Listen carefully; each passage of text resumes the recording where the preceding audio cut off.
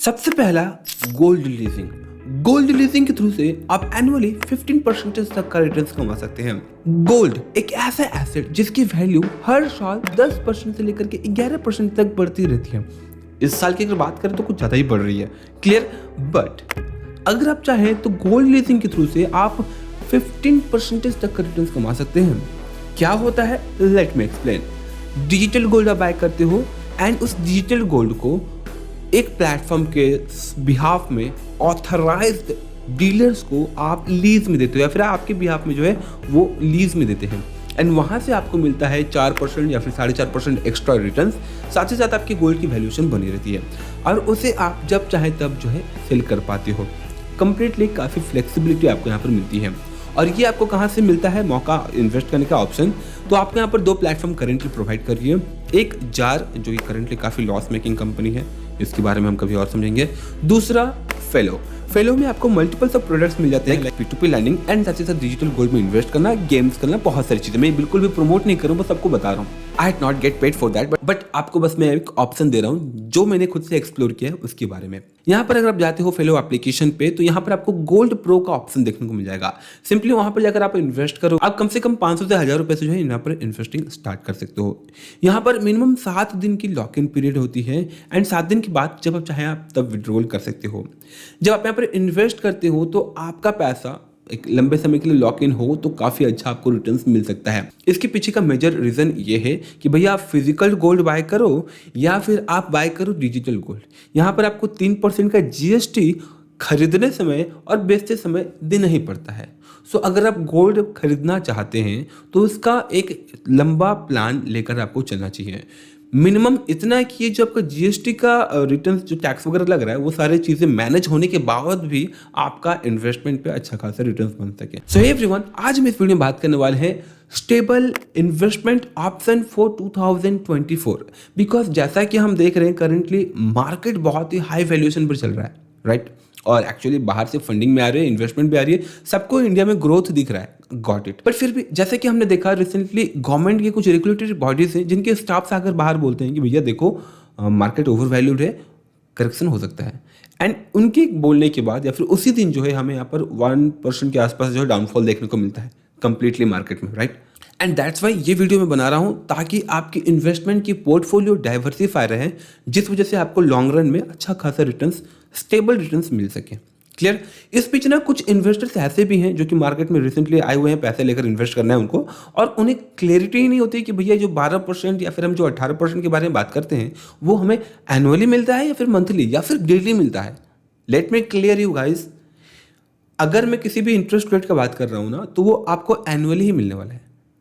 That means कि अगर मैं बोल रहा हूँ आपको 12% पर एनम मिलेगा, दैट मीन्स कि साल में एक बार मिलेगा।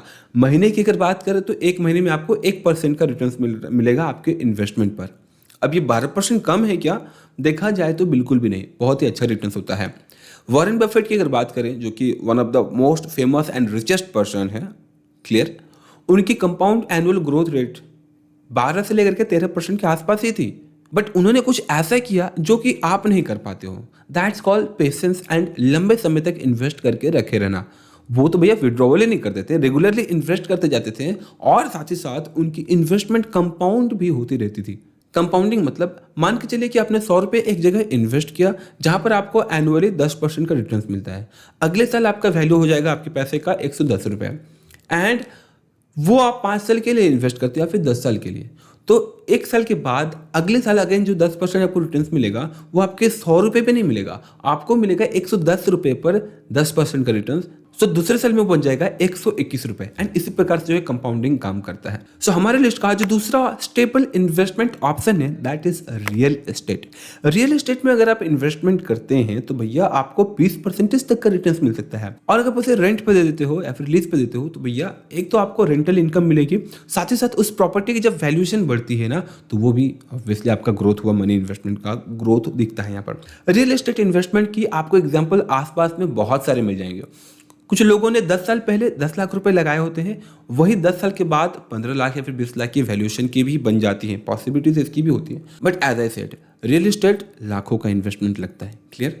बट अगर आप एक ऐसे व्यक्ति हैं जिनकी मंथली इनकम बस 20-25 हज़ार 30 हज़ार के आसपास है तो आप यहाँ पर एक काम कर सकते हो, आप जा सकते हो REIT real estate investment trust के साथ, जिसके रिगार्डिंग अगेन भारत भी चाहता है कि आप REIT में इन्वेस्ट करें। जी हाँ, गवर्नमेंट कुछ रेगुलेटरी बॉडीज हैं जो कि आपको अप्रोच कर रही हैं कि भैया REIT में इन्वेस्ट करें। अब अगर आप REIT की बात करें तो यहाँ पर भी आपको अप टू 20% तक का रिटर्न मिल सकता है।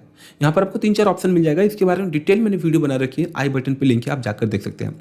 REIT में इन्वेस्ट करने पर भी ना आपको डिविडेंड इनकम फ्रेंड्स मिलता रहता है, और REIT के थ्रू से ना आप मिनिमम 300 से 400 रुपए से भी जो है इन्वेस्टमेंट स्टार्ट कर सकते हो, और ये स्टेबल इन्वेस्टमेंट आपकी पोर्टफोलियो को डाइवर्सिफाई करने में और एक स्टेबल रिटर्न देने में काफी हेल्पफुल रहेगी।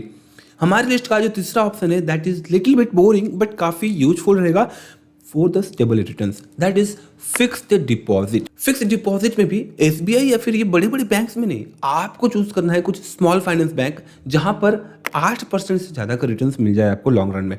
8% का रिटर्न दैट मीन्स कि थोड़ा बहुत रिस्की भी होता है स्मॉल फाइनेंस बैंक में इन्वेस्टमेंट करना या फिर फिक्स डिपॉजिट करना, राइट।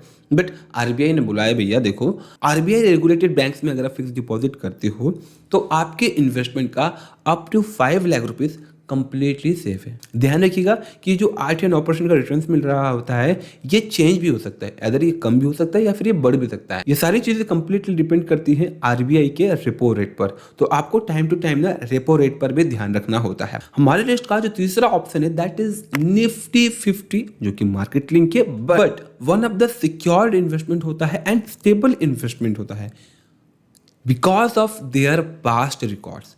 10 साल 20 साल की भी अगर पास्ट रिकॉर्ड्स देखें ना तो average compound annual growth rate जो है यहाँ पर 11% से लेकर के 13% पर एनम का आपको निफ्टी 50 से मिलते हुए देखने को मिल जाएगा।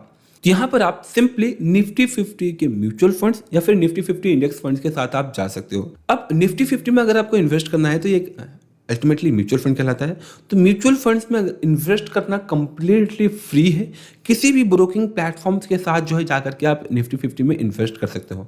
अगर आप मुझसे सजेशन मांगना चाहते हो तो मैं आपको बता दूं, अगर आप चाहें तो IND मनी के साथ जा सकते हो, अगर आपके पास जीरोधा है या फिर जो भी आपके पास ब्रोकिंग प्लेटफॉर्म डीमेट अकाउंट है वहां से आप म्यूचुअल फंड बाय कर सकते हो without any extra charges. But keep in mind Nifty 50 index का ही म्यूचुअल फंड आपको बाय करना है। आप चाहे तो यहाँ पर आप SIP कर सकते हो। SIP मतलब सिस्टमेटिक इन्वेस्टमेंट प्लान। SIP बस एक प्रोसेस है इन्वेस्ट करने का, कुछ एक अलग सा कुछ चमत्कारिक चीज़ नहीं है, सिंपल एक प्रोसेस है सिस्टमेटिक इन्वेस्टमेंट प्लानिंग के थ्रू से। नो डाउट कि मार्केट ऊपर नीचे होता रहता है but as I said long run में आपको काफ़ी अच्छा रिटर्न्स मिल जाता है निफ्टी 50 के थ्रू से भी। बट अगर आप थोड़ा और रिस्क लेना चाहते हैं तो आप जा सकते हैं मिड कैप म्यूचुअल फंड के साथ। मिड कैप म्यूचुअल फंड 18% से लेकर के आपको 24% तक का रिटर्न्स दे सकता है। RBI या फिर SEBI या किसी रेगुलेटरी बॉडीज ने ही बताया था रिसेंटली कि देखो भैया mid cap and small cap funds ना थोड़े ओवर वैल्यूड हो चुके हैं, काफ़ी हाई वैल्यूएशन पर मार्केट में चल रही हैं। दैट मीन्स कि थोड़ा बहुत प्रेशर यहाँ पर बन सकता है। दैट्स वाई मैंने आपको यहाँ पर मिड कैप फंड के बारे में नहीं बताया। सो अभी या फिर जब भी आप मार्केट में एंटर करते हैं तो निफ्टी 50 इंडेक्स फंड के साथ जाएं, लॉन्ग टर्म में आपको काफ़ी अच्छा रिटर्न्स प्रोवाइड करेगी, क्योंकि यहाँ पर वो 50 बड़ी बड़ी कंपनीज होती हैं जो कि डूबेंगी नहीं भैया। रिलायंस कभी नहीं डूबेगी, टाटा की कंपनी नहीं डूबेगी, अडानी नहीं डूबेगी, इसके अलावा एशियन पेंट्स, इस प्रकार करके ICICI, बजाज, इस प्रकार बड़ी बड़ी कंपनीज बड़े बड़े बैंक्स भी निफ्टी 50 के इंडेक्स में आते हैं। तो ये ना डूबेंगे और ना ही आपका पैसा डूबेगा, लॉन्ग रन में आपको रिटर्न्स मिलता ही रहता है। The fifth and the last option that is P2P lending. P2P lending के थ्रू से आपको स्टेबल एंड रेगुलर रिटर्न्स बनते हुए देखने को मिल जाते हैं। यहाँ पर आपको 12% से लेकर के 18% तक का रिटर्न्स देखने को मिलता है। P2P लैंडिंग का मतलब ये होता है कि आप एक प्लेटफॉर्म पर इन्वेस्ट करते हो, वो प्लेटफॉर्म आपके बिहाफ में आपके पैसे को कुछ बोरोवर्स को, दैट मीन्स कि जिनको लोन चाहिए उन्हें ये डिस्ट्रीब्यूट कर देती है, बांट देती है। अब उसके बाद जो बोरोवर है जब रीपे करता है पैसा तो आपका पैसा साथ ही साथ इंटरेस्ट के साथ रीपे करता है और वो पैसा जो है आपके पास आता है। और करेंटली इंडिया में जो RBI regulated P2P lending platforms हैं वो है लैंडबॉक्स, इसके अलावा इंडिया P2P, इसके अलावा लिक्विड लोन्स, लेनदेन क्लब, ये सारे RBI regulated P2P lending platforms हैं। या फिर अब इन RBI रेगुलेटेड कंपनीज के साथ कुछ एप्लीकेशंस जो है पार्टनर कर लेती हैं जिसमें से एक है मोबीक्विक एक्स्ट्रा, या फिर अगर हम बात करें 12% क्लब, या फिर फेलो हो गया, या फिर इस प्रकार के जो भी एप्लीकेशंस में लाइक क्रेडमिंट का भी बात करें तो वो सारी जो है इन P2P लैंडिंग प्लेटफॉर्म के साथ पार्टनरशिप करती है। आपका पैसा जो है इन थर्ड पार्टी एप्लीकेशन के थ्रू से लैंड बॉक्स के पास या फिर लेनदेन क्लब के पास जाता है एंड वो पैसा फिर वो इंडिविजुअल बोरोस को बांटते हैं। नो डाउट कि यहाँ पर आपको एक स्टेबल रिटर्न्स तो देखने को मिल जाता है, बट थोड़ा सा रिस्क भी होता है। अगर यहाँ पर कोविड जैसा सिचुएशन नहीं बनता है और जिनके पास लोन जा रहा है वो टाइमली अगर रिपे कर पा रहे हैं तो भैया कोई दिक्कत नहीं है, कोई मसला ही नहीं है, सब ठीक है। हमें किसी भी P2P लैंडिंग प्लेटफॉर्म में इन्वेस्ट करने से पहले उनका NPA, दैट मीन्स कि नॉन परफॉर्मिंग एसेट, चेक कर लेना चाहिए। NPA का मतलब क्या होता है कि अगर 100 लोगों को लोन गया तो उसमें से कितने लोग वापस रिपे कर दे रहे हैं। अगर ये 99% से ज़्यादा है बहुत अच्छी बात है, लेकिन अगर वो कम होता है तो वो थोड़ा सा रिस्की हो जाता है। वहाँ से उसे हमें अवॉइड करना चाहिए, क्योंकि शुरुआती दिनों में काफ़ी अच्छे popular P2P lending platforms high returns provide करती थी, 18-20% तक का, बट धीरे धीरे उनका भी रिटर्न्स जो है स्टेबल हो गया, 12 से 16% के आसपास आ गया। इसके पीछे का रीज़न यही है कि NPA काफ़ी हाई होता है जब आप हाई इंटरेस्ट रेट पर लोगों को लोन देते हो। अब मान के चलो कि अगर आपको ये कंपनी 20-25% तक का रिटर्न दे रही है, तो ये जिनको लोन दे रही है वो इन लोन के अगेंस्ट में आराम से 36-40% तक का इंटरेस्ट पे कर रही है। क्लियर? अब ये जो 36 या 40% का इंटरेस्ट दे रहे हैं, ऑब्वियसली इनका नेटवर्थ या फिर इनकम काफ़ी लो होगा, 20,000 के नीचे होगा, राइट। सिबिल स्कोर भी 650 या फिर 600 के आसपास होगा, एंड दैट्स ये थोड़ा सा रिस्की इन्वेस्टमेंट भी कहलाता है। सो अगर आप P2P लैंडिंग प्लेटफॉर्म के साथ इन्वेस्टमेंट करना चाहते हैं तो प्रेफर करें कि भैया 11-12 या फिर 13% का रिटर्न्स मिल रहा है, दैट्स इनफ। शांति से आप इन्वेस्टमेंट कर सकते हैं, आगे बढ़ सकते हैं। बट अगर आप 20-25-30% के लिए अगर आप जाओगे तो काफ़ी रिस्की हो सकता है, ठीक है। सो ये सारी वो बेस्ट स्टेबल इन्वेस्टमेंट वाली ऑप्शन है जिसके साथ आप जा सकते हो लॉन्ग रन के लिए। एंड हर एक इन्वेस्टमेंट ऑप्शन के लिए मैंने बेस्ट वीडियो बना रखी है, आई बटन में सारी की सारी लिंक दे रखी है, जिसे देख करके आप और भी ज्यादा क्लैरिटी ले सकते हैं। दैट्स इट फ्रेंड्स, आशा करता हूँ कि आपको वीडियो यूजफुल एंड इन्फॉर्मेटिव लगी होगी। किसी टाइप की कोई भी क्वारी हो तो कमेंट बॉक्स में कमेंट जरूर करें। तब तक के लिए this is Rahul signing off.